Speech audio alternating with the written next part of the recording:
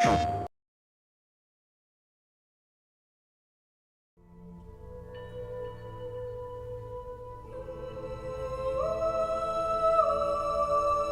original pitch for Horizon, it was very high level still, but some of the pillars that you see in the game right now were already there. The female lead, named Aloy, this gorgeous natural beauty that the game takes place in, and also the presence as the dominant life form of the machines.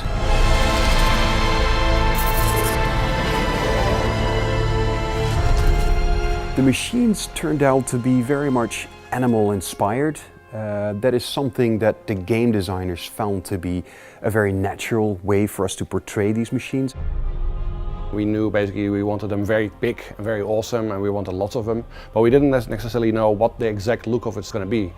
We also played basically with more insect-like creatures or more traditional looking robots, but this whole aspect of nature basically and the majesty of nature combined with this much more sort of prehistoric looking creatures really created a very unique setting and a very unique look.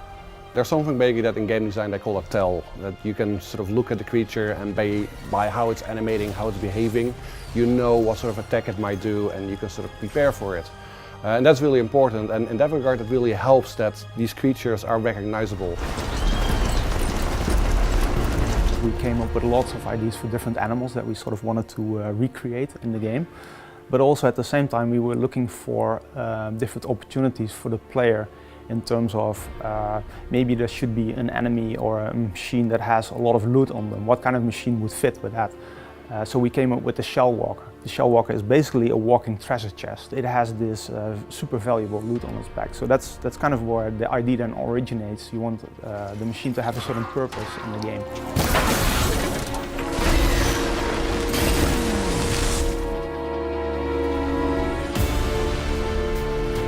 We wanted basically every aspect basically to have their own robots, and of course basically there are lakes and rivers and other sort of water bodies in our game as well.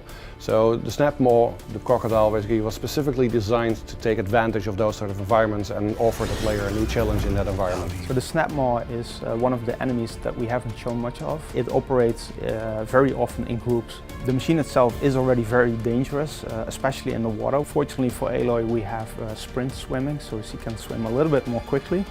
But often that won't be fast enough, so you have to be very careful.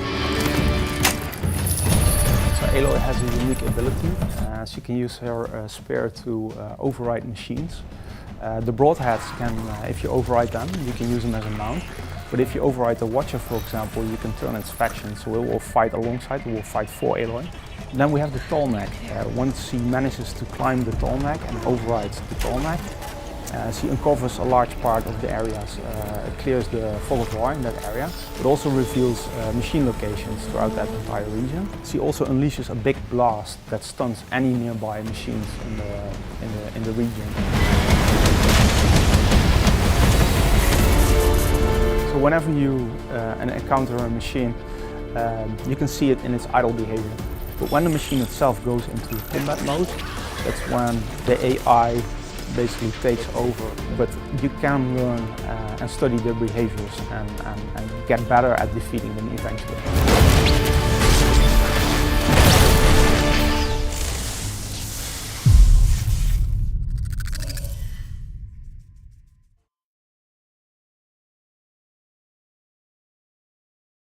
PlayStation